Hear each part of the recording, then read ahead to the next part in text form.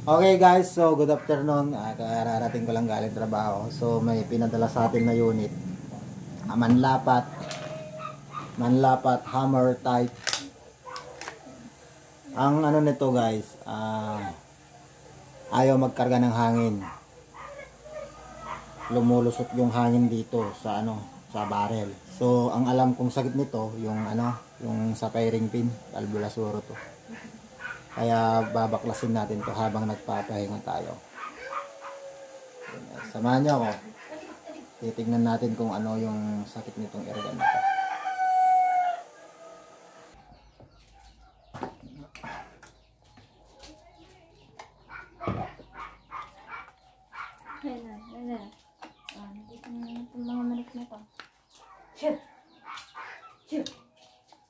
Ay, ano kayang sira nitong airgun na to? Ay, pinag-impact na ata siguro. Sobrang na nag-release ito. Ayan.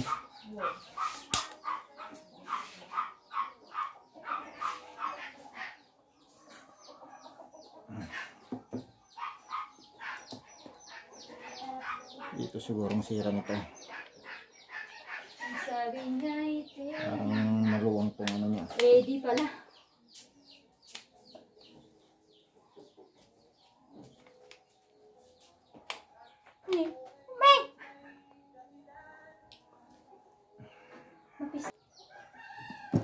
So yun guys, so tatanggalin muna natin yung barrel para mabaklas natin.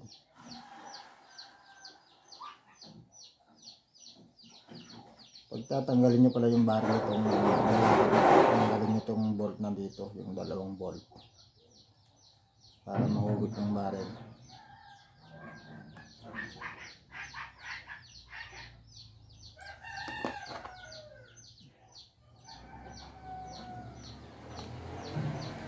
Saka ito, tanggalin yung barrel bag. Ako, nag-irop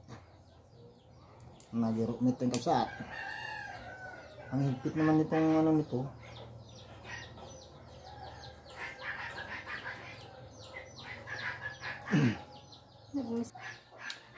So guys, hugutin mo na lang to para matanggal tong barrel. Ayun na, tanggal na siya.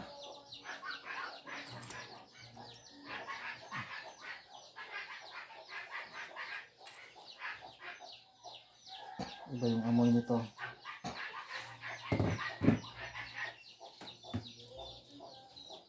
Tapos ito, tatanggalin mo rin yung bolt dito na maliit para matanggal tong parang yung pinakalak ng swing.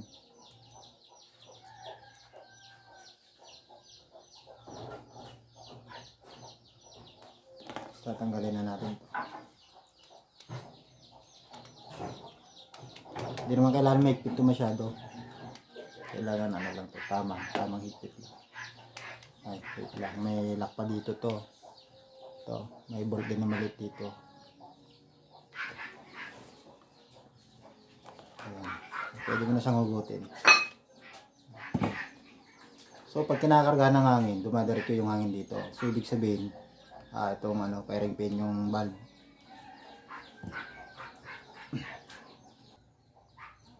So kailangan ko patanggalin to sa taas nito.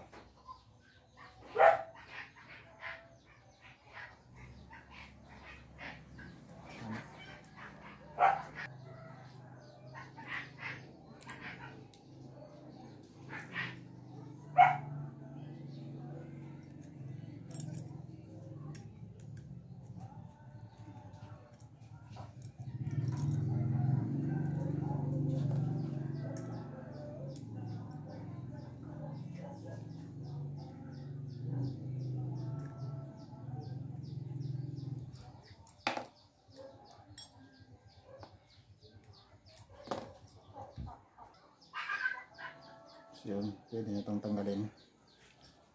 Ngayon, tatanggalin ko naman itong lock nito sa loob.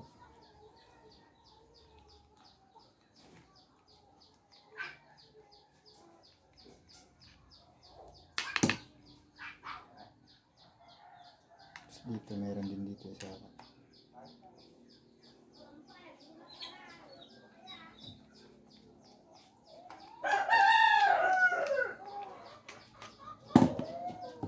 Ngayon, i-check natin ulit kung may hangin bago natin baklasin. Para hindi tayo madisgrasya at hindi rin tumalsik to ano. So yun, wala na siyang hangin. Ayan, baklasin natin to. Gagamit tayo ngayon ng S-grip.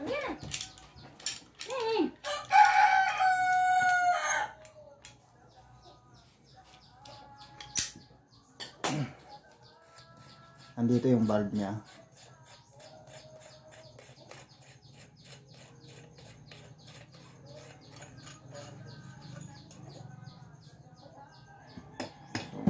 Nakikita kong problema dito guys parang maliit ng spring oh.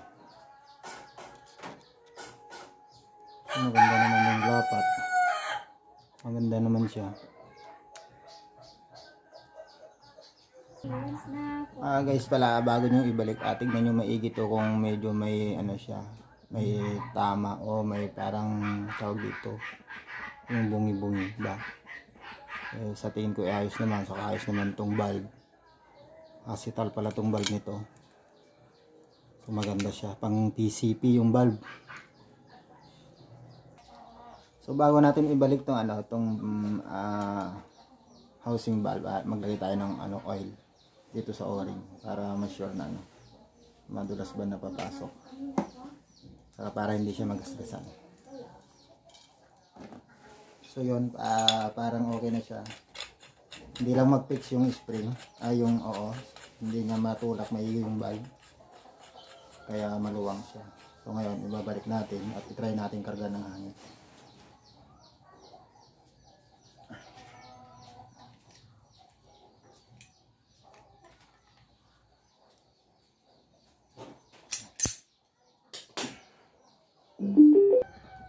Yun guys, so try na natin kargahan kung hindi na dediretso yung hangin dito sa ano, butas.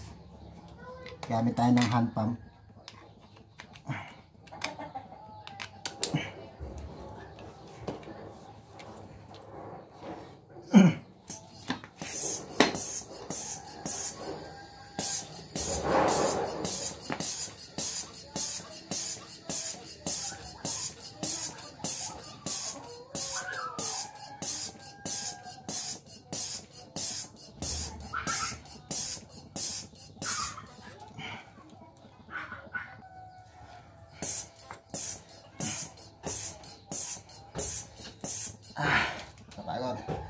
So yun guys, nagkarga muna tayo ng 700 PSI. Ayun o, 700. Pagod.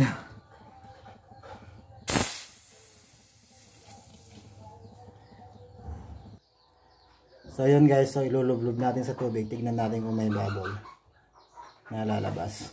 Pag wala, ibig sabihin okay na siya.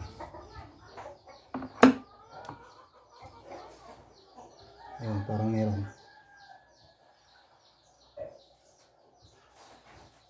Wala na. Oh, yun guys. So, okay na siya. Wala na sang ano, wala nang leak. So, ibabalik na natin sa ano, sa kanyang receiver. Ayun guys, so okay na to. Wala nang leak. Okay na rin yung ano, pagkalagay ng o-ring, walang lumalabas na hangin. So ibabalik na natin siya sa ano, sa receiver.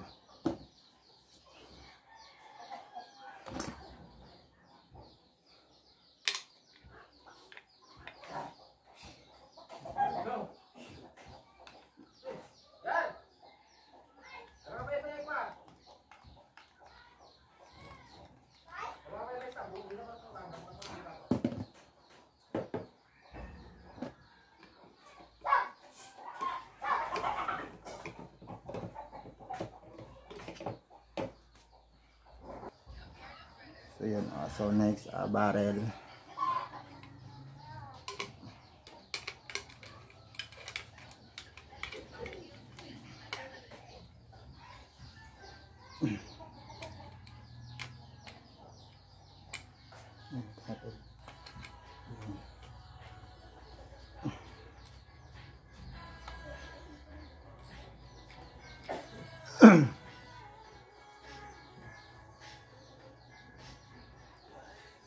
So pag naglalagay pala ng barrel guys sa mga sa mga baguhan, so kailangan din yung barrel ay naka-align dito sa sa tangke. Para pagka nag-zero kayo ng scope, hindi kayo mahirapan mag-zero kasi tuwid tong barrel dito sa railing ng scope.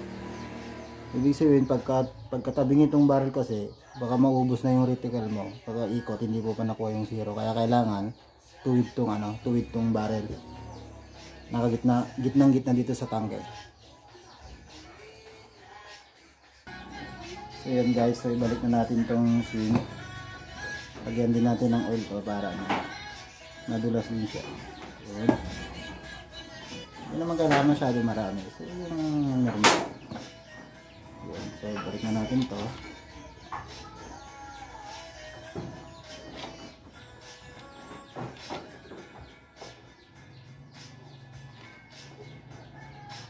So parang may mali.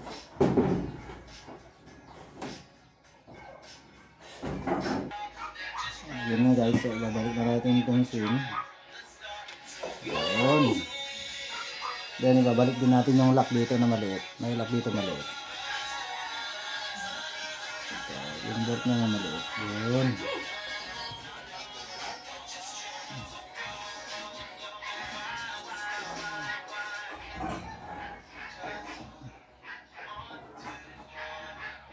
Yun. Lalagay na natin itong lock sa likod. Ganyan lang, tapos na. So, sana okay itong ginawa natin. So, ilalagay din natin yung bolt dito.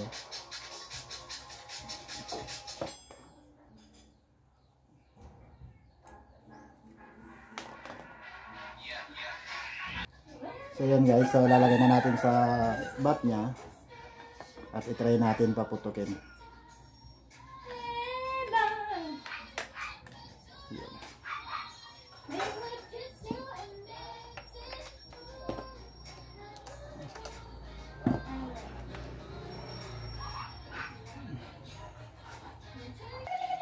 So yun guys, test ano na natin, test fire.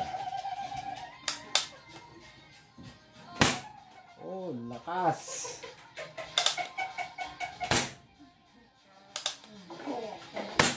Oh, tignan mo yung kortina.